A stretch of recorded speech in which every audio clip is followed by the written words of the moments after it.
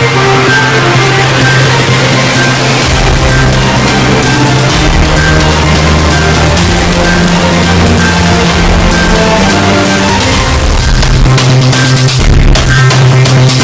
Bhimrao Lonare, IBM TV9 news आणि mission Maharashtra news मध्ये मी आपलं स्वागत करीत आहे। यावेळी मी जे नवनिर्वाचित नगरसेविका आणि माजी महापौर मायाताई उनाते यांच्या निवासस्थानी आहेत, त्यांना शुभेच्छेच्या त्यांच्यावरती वर्षाव होत आहे। आपण बघू शकता हे संपूर्ण त्यांचे चाहते आहेत आणि इकडे गुलदस्ते सुद्धा दाखवा, हे बघू शकता त्यांच्या चाहत्यांनी त्यांचं कशा प्रकारे गुलदस्ते देऊन स्वागत केलेलं आहे त्यांच्या निवासस्थानी, हे आपण बघू शकता।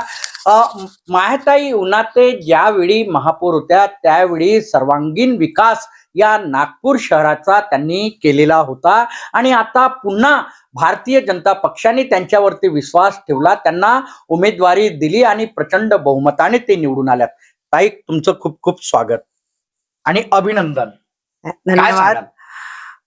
सर्वप्रथम तर मी माझ्या प्रभागाच्या जनतेचा देवतुल्य जनता माझी, त्यांनी माझ्यावर विश्वास ठेवली आणि भरभरून मत केलं।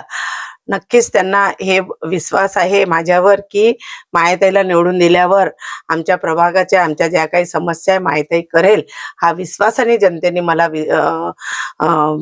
मतदान केलेलं आहे आणि त्यांच्या विश्वासावर मी 5 वर्ष खरं उतरण्याचा मी प्रयत्न करेल। प्रभागामध्ये काम करण्यासाठी मला काही नवीन नाही आहे। मी महापौर रॅली पूर्ण शहराचं मी काम केलेलं आहे आणि महानगरपालिकेमध्ये कसा आपल्या प्रभागामध्ये विकास करायचा, कसं काम खेचून आणायचा, जास्तीत जास्त फंड कसा आणायचा याचा मला अभ्यास आहे आणि मी ते करणार आहे।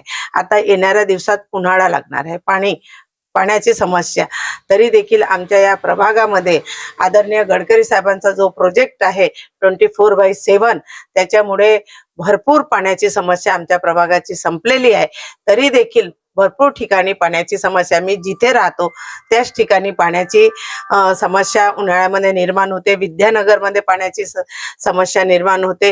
अशा बरेच कॉलनी आहेत तिथे थोडा उन्हाळ्यामध्ये पाण्याची समस्या उन्हाळ्यामध्ये होते। त्यामध्ये आम्ही पाणी टँकरने पुरवतो आणि त्याच्यानंतर आता आम्ही ते बोलणार आहे OCW सोबत मीटिंग करून, आयुक्तांसोबत मीटिंग करून की या भागामध्ये पाण्याची फोर्स वाढवा आणि या माझ्या प्रभागातल्या जनतेला पाणी बरोबर मिळाले पाहिजे। दुसरं आहे, प्रभागामध्ये सुरेंद्रगड सारखा म्हणजे पूर्णच प्रभागाचा आम्ही सर्वे केलेला आहे।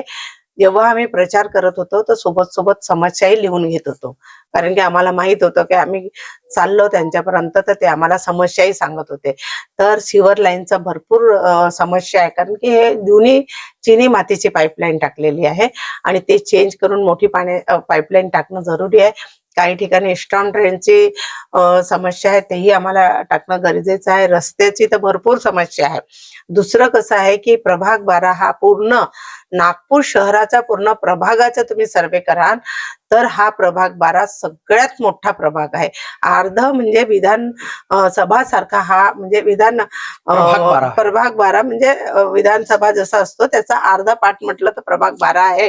कारण की या भागामध्ये नवीन नवीन सोसायट्या तयार होत आहे, नवीन नवीन कॉलोन्या तयार होत आहे आणि नवीन वसाहत तयार होत आहे। म्हणून इकडे वसाहत तयार झाल्या का इकडे लोकांना डेव्हलपमेंट पाहिजे, रस्ते पाहिजे, तिथं सगळं माणूस जेव्हा राहायला येतो त्याला सुख सुविधा हे सर्व गोष्टीचे, पाण्यापासून तर सर्व गोष्टीची सोय असणं गरजेचं आहे आणि त्यामुळे कसं इथे भरपूर काम करावं लागेल आणि मला तर फार आनंद आहे की माझ्या प्रभागाच्या जनतेने आम्ही 4ही नगरसेवकांना निवडून दिलेले आहे आणि 4ही नगरसेवक हे काम करणारे लोक आहेत आणि माजी नगरसेवक राहिलेले आहेत, त्यांना महानगरपालिकेचा अभ्यास आहे। त्याच्यामुळे प्रभागामध्ये विकास करण्याकरिता आम्हाला भरपूर त्यांचा सहयोग मिळेल। 4ही मिळून आम्ही प्रभागाचे काम करू।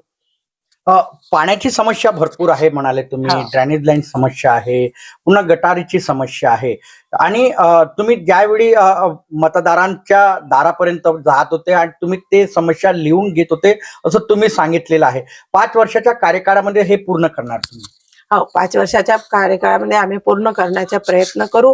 आदरणीय मुख्यमंत्री साहेबांकडून फंड घेऊन येऊ, आदरणीय गडकरी साहेबांकडून फंड घेऊन येऊ, पालकमंत्री साहेबांकडून तुम्हाला माहित आहे की आमची सरकार आहे आणि महानगरपालिकेत आमचं महापौर बनत आहे, तर हे सगळ्यांचं आम्ही त्यांचा सहयोग घेऊन आमच्या प्रभागामध्ये जास्तीत जास्त काम करण्याचा प्रयत्न करू। मायाताई उनाते जे आहे ते माजी महापौर आहेत आणि प्रभाग 12 मध्ये पुन्हा त्यांच्यावरती भारतीय जनता पक्षाने विश्वास ठेवला आणि त्यांना उमेदवारी दिली. प्रचंड बहुमताने त्या निवडून आलेल्या आहेत. अजूनही काही त्यांचे समर्थक आहेत, त्यांना शुभेच्छा देण्यासाठी त्यांच्या निवासस्थानी पोहोचलेले. आपण त्यांच्याकडूनही जाणून घेऊ. काय सांगाल, मायाताई उनाते ह्या विकास पुरुष, विकास महिला म्हणून ओळखल्या जातात? बिलकुल बरोबर आहे. मायाताई उनाते या सुरुवातीपासून जनतेमध्ये कार्यरत राहिलेले आहेत. मधल्या काळामध्ये प्रशासक असताना सुद्धा त्या दिवस रात्र लोकांच्या समस्या काय आहेत काय नाही आहेत याची सर्व जाण त्यांना पहिलेपासून होती आणि ते रात्रंदिवस त्यांनी ती मेहनत घेतली.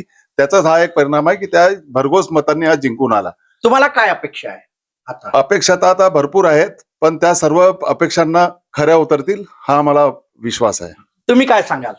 मी हे तुमचा सांगेल परिचय. की मी महादेव पगाडे इथे अगदी बाजूलाच राहतो आकारनगरमध्ये.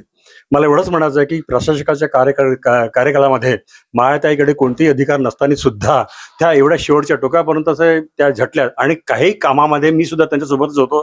अभिजित वंजारीच्या साहेबांकडे गेल्या आणि जिकरीने त्यांनी सर्व मुद्दे लावून धरले आणि विकास त्यांनी खेचून आणला. हे एवढं मोठं जे काम झालं. अभिजित चौधरी साहेबांच्या केबिनमध्ये होतो. हो. तर हे सर्व विकास त्यांनी खेचून आणलेला आहे. ही त्यांच्यामध्ये पूर्ण शक्ती आहे. आम्हाला त्यांच्याकडनं भरपूर काही अपेक्षा आहेत आणि त्या खऱ्या उतरतील हीच सदिच्छा आहे. तुम्ही काय सांगाल काही संदर्भात? अच्छा, असं आहे की मायाताई या गोरगरिबांच्या नेत्या आहेत. सर्वांच्या घरात जाऊन झोपडपट्ट्यामध्ये जाऊन त्या काम करतात. त्याच्यामुळे त्या लोकांना आणि आम्हाला कधी मोठ्या नेत्या वाटत नाही, घरच्याच एक व्यक्ती वाटतात.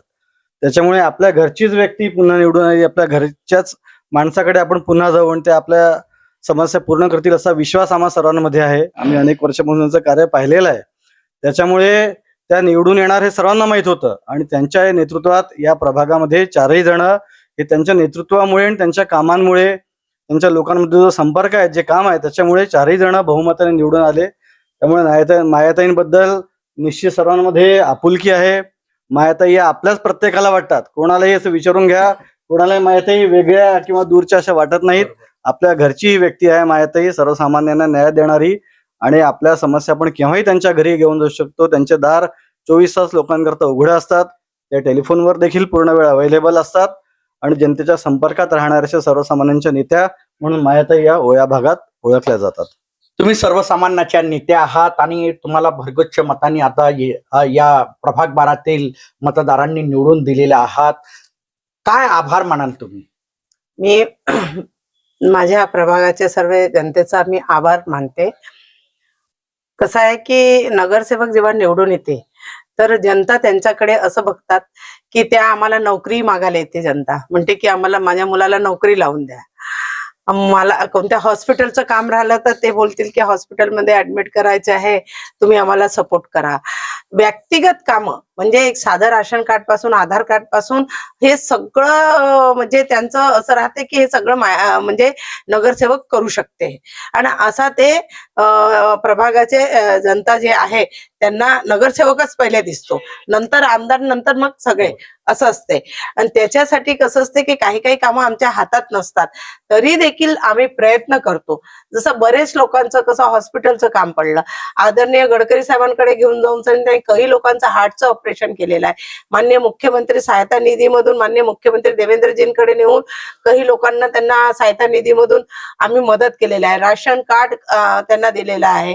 म्हणजे इतके कामं केलेले आहे की व्यक्तिगतही कामं आम्ही लोकांचे करतो. एवढंच नाही का त्यांच्या आजूबाजूचे भांडणं आम्ही सोडतो. त्यांच्या घरचे 3.5 वर्ष प्रशासनाचं म्हणजे महानगरपालिकेमध्ये प्रशासन असताना सुद्धा तुम्ही एका नगरसेवकासारखं काम केलेलं आहात.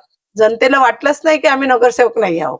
येऊन त्यांच्या घरासमोरचं चेंबर तुटलं तर जनता येऊन आम्हाला शिवा देऊन जात होती, काय जेव्हा तुम्ही पाहून राहिले, हा माझ्या घरासमोरचा चेंबर फुटलाय, माझ्या इथचं गटर लाईन पूर्ण तुटली आहे. त्यांना वाटलंच नाही की आम्ही नगरसेवक नाहीये आणि आम्ही त्यांना सांगितलं नाही की आम्ही आता सध्या आमच्या हातात काही समाधान करत होतो. आम्ही त्यांचं समाधान करत होतो. त्यांच्याकडनं पूर्ण लिहून आम्ही समस्या घेऊन जात होतो.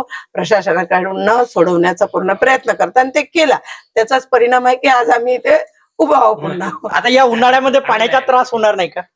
नाही, आम्ही प्रयत्न करू का पाण्याचा त्रास झाला नाही पाहिजे आणि झालं तर आम्ही ते सोडवण्याचा प्रयत्न करू.